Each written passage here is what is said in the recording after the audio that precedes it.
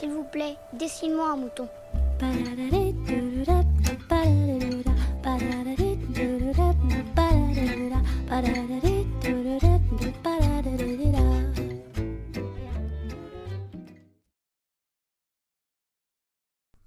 Après la Terre, la 8e planète fut la planète Dorémy 2017. C'était une planète ronde et pas très grande. Elle était composée de notes musicales et habitée par un musicien très créatif. Ce musicien, qui avait une imagination débordante, possédait une grande variété d'instruments. Ces instruments étaient tous plus étonnants les uns que les autres. Ce n'était pas ce que l'on avait l'habitude de voir. En effet, le musicien récupérait tous les objets qui arrivaient sur sa planète depuis l'espace et les transformait en instruments insolites. Et lorsqu'il jouait de la musique, il utilisait les étoiles comme partition.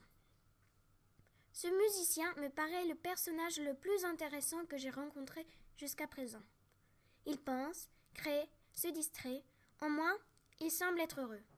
Quand il fabrique un instrument, son enthousiasme est contagieux. Il règne sur sa planète un bien-être surprenant. Quand il joue de la musique, c'est comme si sa planète devenait la plus brillante de toutes les galaxies. Il est véritablement merveilleux.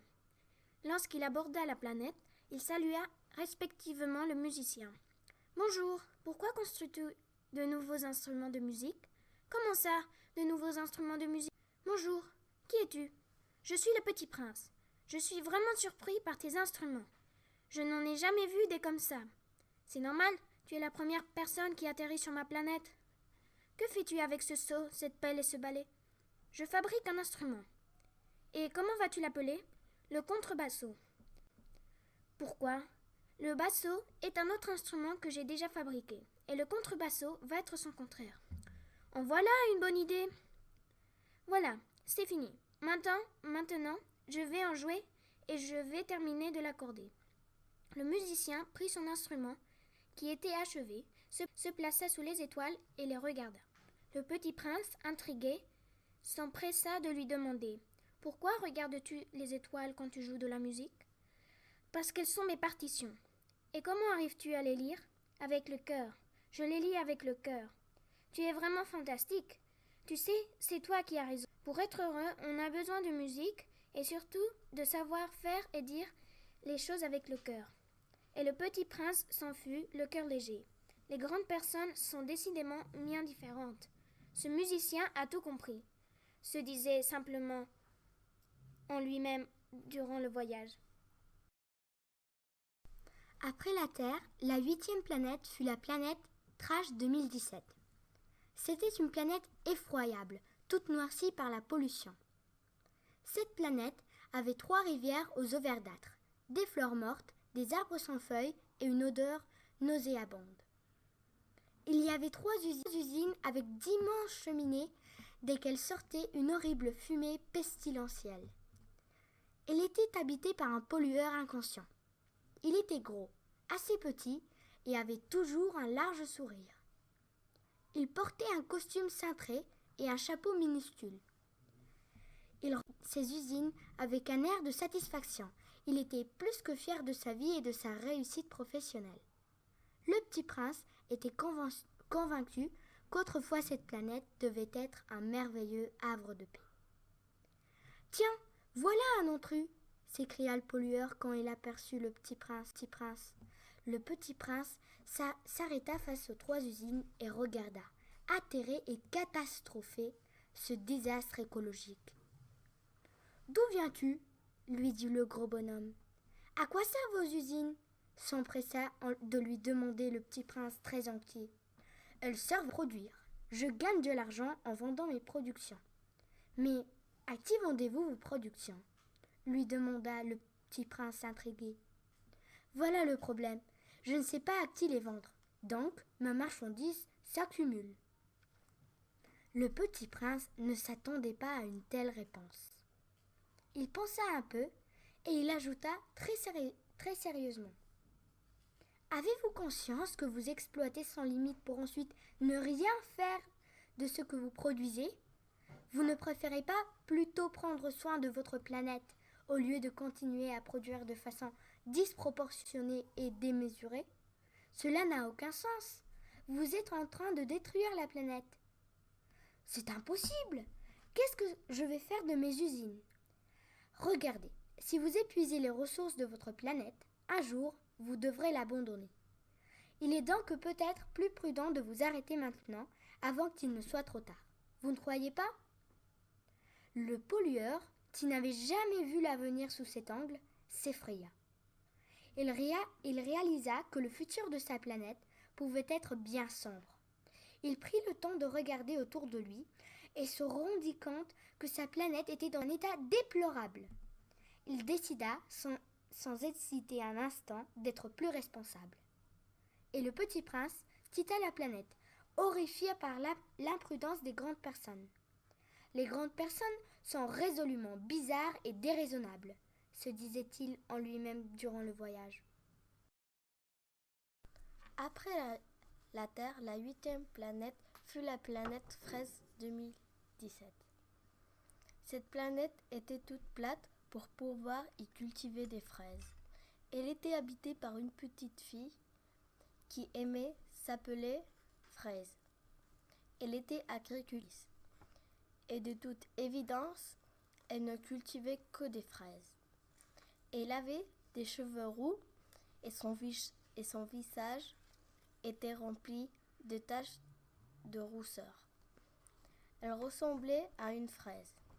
Elle aimait que le rouge est toujours habillé avec un salopette de travail à bretelles rouges. Elle aussi. Son alimentation n'était pas du tout variée, car je vous laissais deviner ce qu'il mangeait. Oui, des fraises, seulement des fraises. Quand le petit prince arriva sur sa planète, il fut réellement surpris par le régime alimentaire de fraises. Bonjour, pourquoi ne cultives-tu que des fraises? C'est parce que j'adore ça. Bonjour. Ce n'est pas une alimentation variée. Il faut manger sain et équilibré pour grandir en bonne santé. Il faut manger de tout. Des légumes, des protéines. Oui, mais je n'aime que les fraises. Avez-vous goûté autre chose? Les légumes sont merveilleux. Bon. Non, mais j'aimerais bien les goûter pour savoir quel goût ils ont. Répondit Fraise, intriguée. Eh bien, c'est facile. J'ai des sachets de grains dans mon sac. Voilà, des carottes, des haricots verts, des courgettes, des petits pois, des radis et des salades. Tiens, prends-les. Tu peux les planter et les cultiver. D'accord. Fraise planta soigneusement tous les grains. Les semaines passaient et les plantes poussaient. Fraise s'était étonné de voir la diversité des plantes, des formes et des couleurs. Ensuite, le prit d'habitude de se préparer des salades composées de déjeuner avec les carottes, les haricots verts, les petits pois et des radis. Depuis qu'elle y avait goûté, elle s'était rendue compte que les fraises étaient très bonnes, mais pas autant que les légumes et les salades composées. Et le petit prince s'en fut ravi d'avoir contribué au changement d'alimentation dans cette petite fille. Certaines personnes mangent vraiment très mal. Il se dit lui durant le voyage. Après la Terre, la 8e planète fut la planète des guerriers. Cette planète était découverte en l'an 2071 par des astrophysiciens de la Terre, qui avaient choisi de la baptiser ainsi car elle était habitée par un curieux personnage, un guerrier sans armes. Cette planète était immense et bicolore, verte et orange. Elle était située à l'intérieur de la galaxie Co-4, à 24 années-lumière de la Terre. Le guerrier était gigantesque et très fort. Il avait une très grande moustache et ses cheveux étaient lisses et noirs. Il avait de très petits yeux bleus. Ses bras étaient très longs et extrêmement puissants, avec des poings énormes. Il semblait toujours fâché. Lorsque le petit prince arriva sur cette planète, il était très pressé de rencontrer son unique habitant. Le guerrier détecta de suite sa présence et le regarda fixement pendant un bon moment. Il avait vraiment l'air très fâché. Lorsque soudain il fonça sur le petit prince. Celui-ci, qui ne s'attendait pas à cette attaque, l'esquiva en faisant un bond en arrière, et le guerrier alla se cogner la tête contre un mur. En voilà un accueil, se dit en lui-même le petit prince. Surpris, mais bien décidé à apprivoiser ce guerrier, il lui dit aimablement: « Bonjour, pourquoi es-tu fâché avec moi? Ai-je fait quelque chose qui t'a dérangé? » « Non, mais tous les étrangers sont mes ennemis. » « Ce n'est pas possible, tu dois avoir bien des amis, s'exclama le petit prince. « Non, personne n'habite ma planète, j'y vis seul. Je ne connais personne d'autre que toi, et parfois je me sens triste. Je ne m'attendais pas à ta visite. » Le petit prince fut très attendri par les paroles du guerrier, si dur en apparence mais au cœur si tendre. Il s'empressa donc de s'excuser.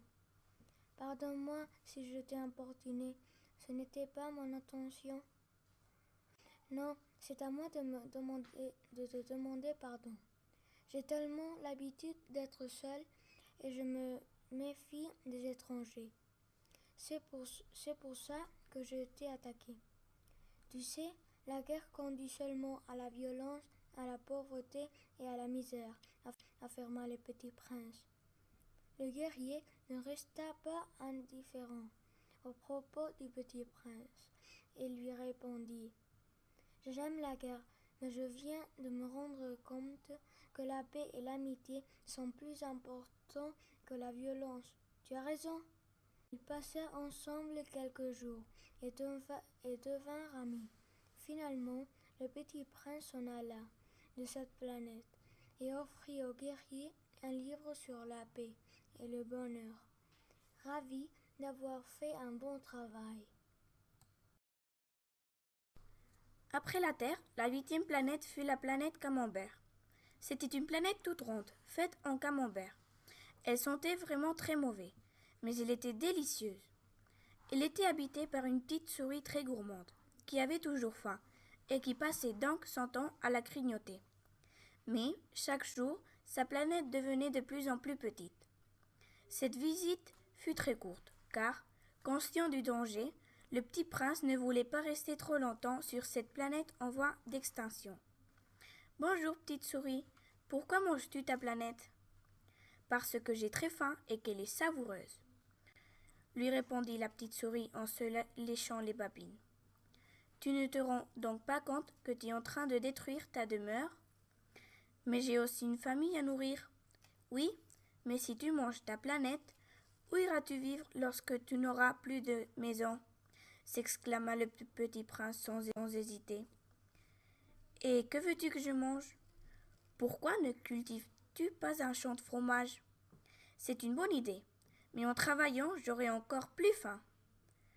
Alors, il faut que tu cultives un très grand champ de fromage, lui proposa le petit prince.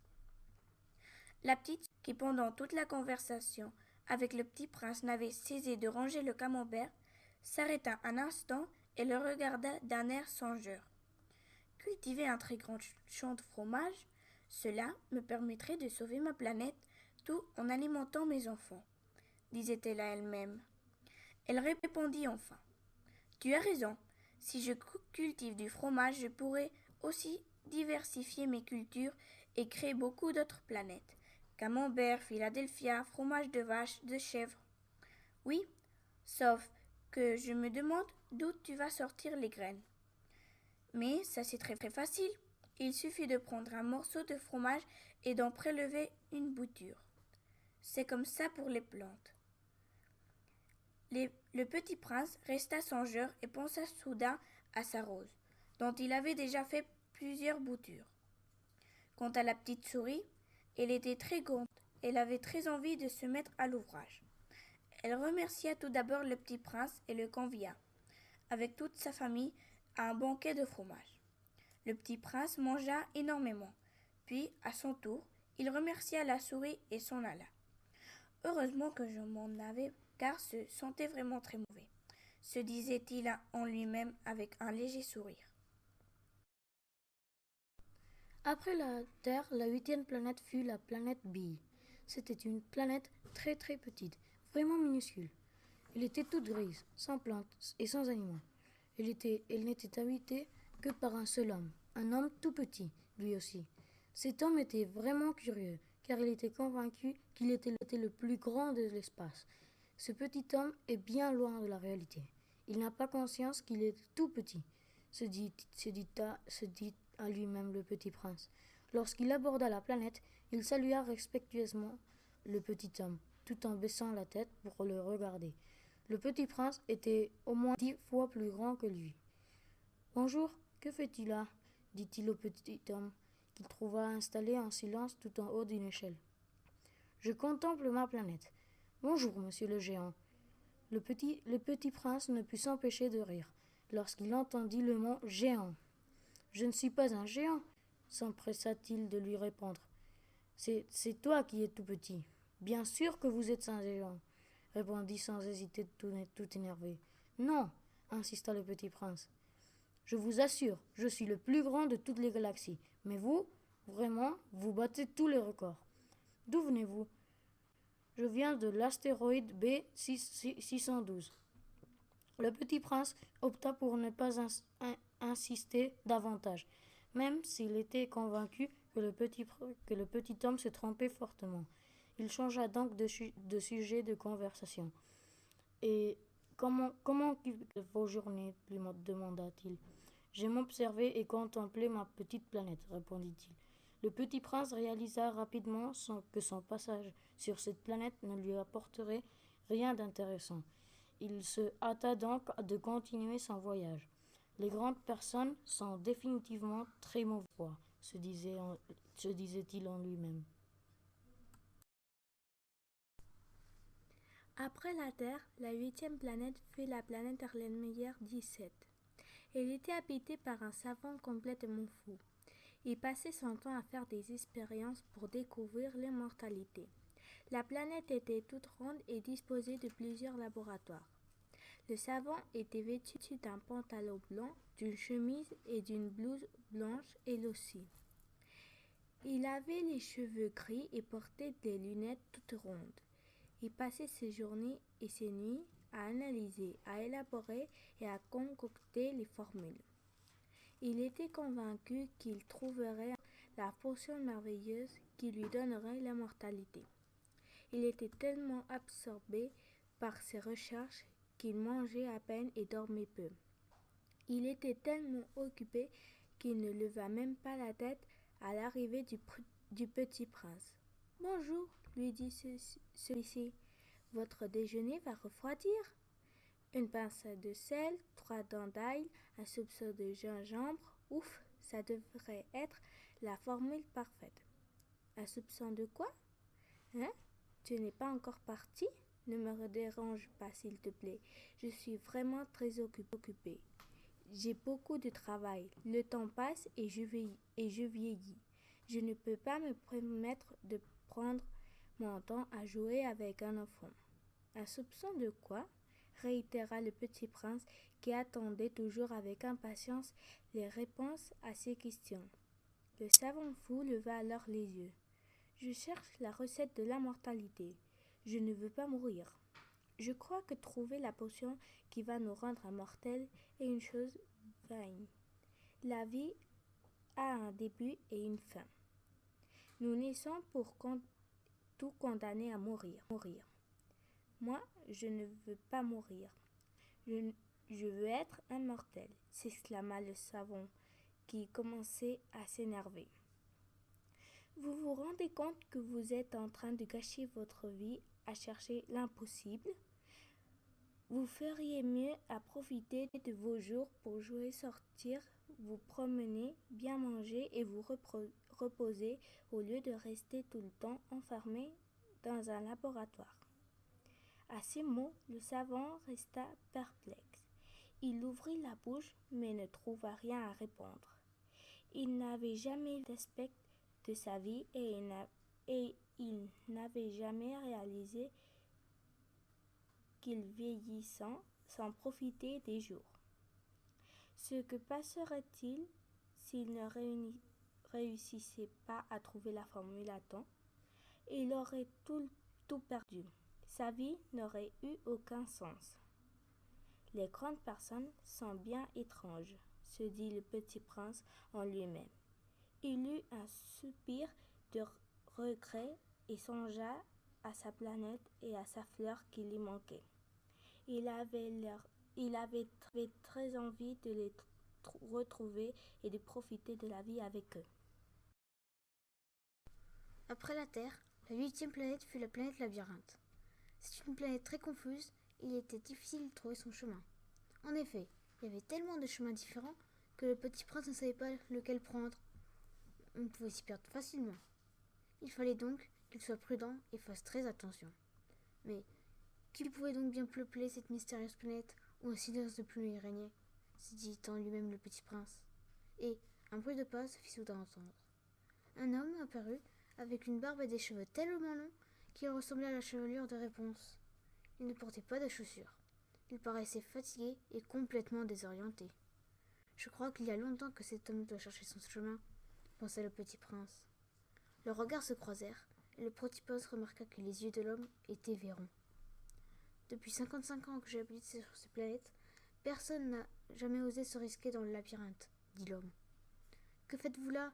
Demanda le petit prince intrigué. J'essaie de trouver la sortie de cette planète, s'empressa de répondre l'homme d'un air affligé. Et depuis 55 ans, vous n'avez pas réussi à la trouver? Interrogea le petit prince. Il ne croyait pas ses oreilles.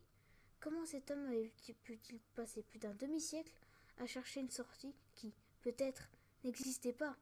Songea-t-il surpris. Êtes-vous sûr qu'il y a une sortie? Non. Et comment êtes-vous arrivé sur cette planète? Questionna le petit prince. J'ai vécu heureux sur une autre planète jusqu'à l'âge de 15 ans. Quand, soudain, des pirates de l'espace ont envahi ma planète et m'ont jeté dans le cosmos. Et quand je me suis réveillé, j'étais là. Et depuis, j'essaye de trouver la sortie, même si elle n'existe pas. En voilà une curieuse histoire, s'exclama le petit prince. L'homme semblait bien triste et nostalgique. Le petit prince avait très envie de l'aider à retrouver sa planète. Et comment était votre planète? Demanda le petit prince.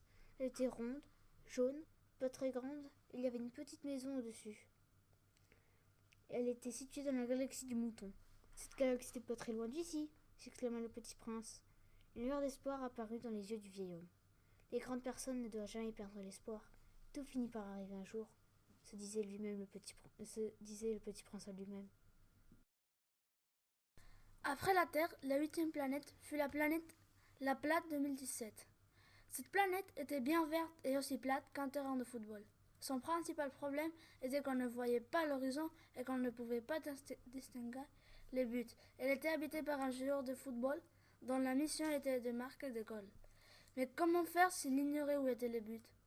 Ah, j'aperçois un autre joueur! S'écria de loin le footballeur dès qu'il vit le petit prince. Car pour les joueurs de foot, les autres hommes sont d'autres joueurs. Bonjour, dit le petit prince. Bonjour, dit le petit prince. Comment vous appelez-vous? Salut, je m'appelle Antoine, mais mes amis m'appellent Griezmann. Et que faites-vous ici, tout seul avec un ballon? Je suis en plein match de foot. Ça ne se voit pas? Répondit-il surpris. Le petit prince prit le temps de regarder autour de lui avant de reprendre au joueur de foot. Rien à l'horizon, pas de but, pas d'autres joueurs et pas de spectateurs non plus. Je ne vois rien d'autre que vous et votre ballon, dit le petit prince qui ne comprenait pas la situation. Oui, je suis seul. Enfin, pour le moment, j'ai bien l'intention de trouver le but de mes adversaires et de leur mettre un magnifique goal. Si je réussis à marquer, j'aurai toutes les étoiles pour moi. Et qu'est-ce que vous ferez avec toutes les étoiles? Je ne sais pas encore ce que j'en ferai, mais j'y réfléchis et j'aurai sûrement une bonne idée. Mais voyons, tu n'as pas besoin de décrocher les étoiles pour être heureux, lui répondit gentiment le petit prince. Et le petit prince s'enfuit le cœur léger. Les grandes personnes sont décidément bien malheureuses. Ce joueur n'a rien compris à la vie. On n'a pas besoin des étoiles pour être heureux. Un bon chocolat chaud et demi et une jolie rose sont suffisants pour trouver le bonheur, se disait-il simplement lui-même durant le voyage.